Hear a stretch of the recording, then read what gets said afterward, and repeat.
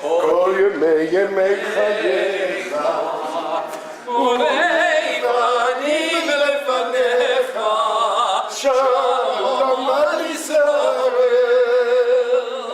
ולבנים לפניך שלום על ישראל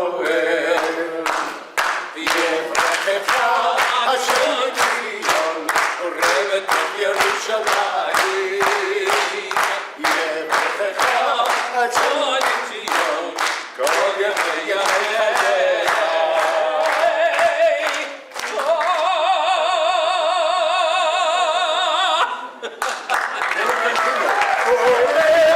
ולבנים לפניך שלום על ישראל ולבנים לפניך שלום על ישראל ולבנים לפניך שלום על ישראל ולבנים לפניך שלום על ישראל יברכך אדוני ציון אורבת ירושלים יברכך השם ציון כל ימי חייך. Israel Independence Day doesn't really mean all that much to us in America until we start thinking about the reasons behind it. In the United States, Independence Day is the 4th of July, and there's fireworks, and there's picnics, and baseball games, and all kinds of things going on, but as Jews, it is sometimes hard for us to remember the importance of Israel's Independence Day as well. And it's only when we think back to what was going on in the 40s, in particular in Europe, that the need for a Jewish state became so, just without question, it was so necessary. And that it would finally occur is just something that we as Jews living in America really need to appreciate more now than ever before. On May 14, 1948, was the signing of the Israel Declaration of Independence. Today we celebrate it as Yom Ha'atzmaut. In particular, reading the Declaration, it was Article 6 of the Declaration, which promises that Israel will be based on liberty, justice, and peace, and shall practice full social and political equality of rights of all its citizens, regardless of religion, race, gender, and promises freedom of religion, conscience, language, education, and culture. There are two things, or many things, that Beit Tikva has in common with Israel. One is we are the house of hope. Beit Tikva literally is the house of hope. And of course, we have our flag and we sing Hatikva. There's also both institutions. There's an expression in Hebrew, Im tirtzu, ein zo agada. I'll translate. If you want something to happen, it's no legend, it's no fantasy.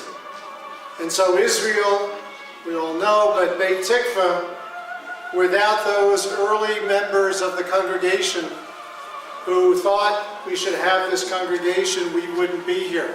President Harry Truman. I have faith in Israel before it was established. I have faith in it now. I believe it has a glorious future before it. Not just another sovereign nation, but as an embodiment of the great ideals of our civilization. President Dwight Eisenhower said the following: "Our forces save the remnant of the Jewish people of Europe for a new life and a new hope in the reborn land of Israel. Along with all men of goodwill, I salute the young state and wish it well." President John F. Kennedy. Israel was not created in order to disappear. Israel will endure and flourish. It is the child of hope and home of the brave. It can neither be broken by adversity nor demoralized by success. It carries the shield of democracy and it honors the sword of freedom. President Richard Nixon. Americans admire a people who can scratch a desert and produce a garden. The Israelis have shown qualities that Americans identify with: guts, patriotism, idealism, a passion for freedom.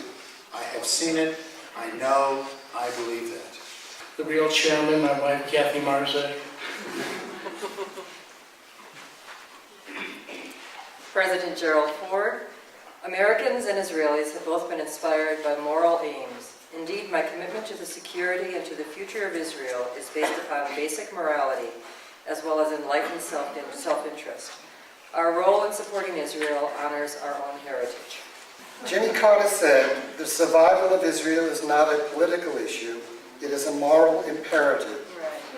That is my deeply held belief, and it is the belief that is shared by the vast majority of the American people. A strong, secure Israel is not just in Israel's interest, it is in the interest of the United States and in the interest of the entire free world. President Ronald Reagan, quote, "For the people of Israel and America are historic partners in the global quest for human dignity and freedom. We will always remain at each other's side." President George H.W. Bush. For more than 40 years, the United States and Israel have enjoyed a friendship built on mutual respect and commitment to democratic principles. Our continuing search for peace in the Middle East begins with a recognition that the ties uniting our two countries can never be broken. President Bill Clinton.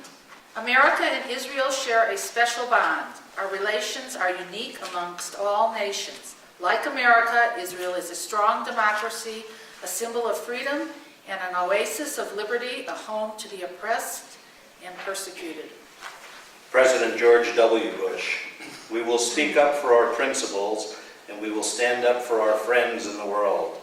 And one of our most important friends is the State of Israel. My administration will be steadfast in supporting Israel against terrorism and violence, and in seeking the peace for which all Israelis pray. President Barack Obama. The United States' bonds with Israel is as unshakable as ever. The United States was the first country to recognize Israel in 1948, minutes after its declaration of independence.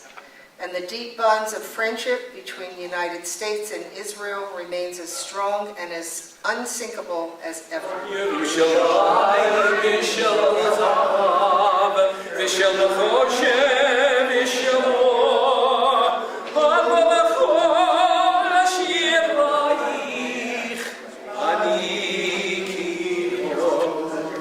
Thank you so much for being here, and thank you for truly making this a community celebration of Israel.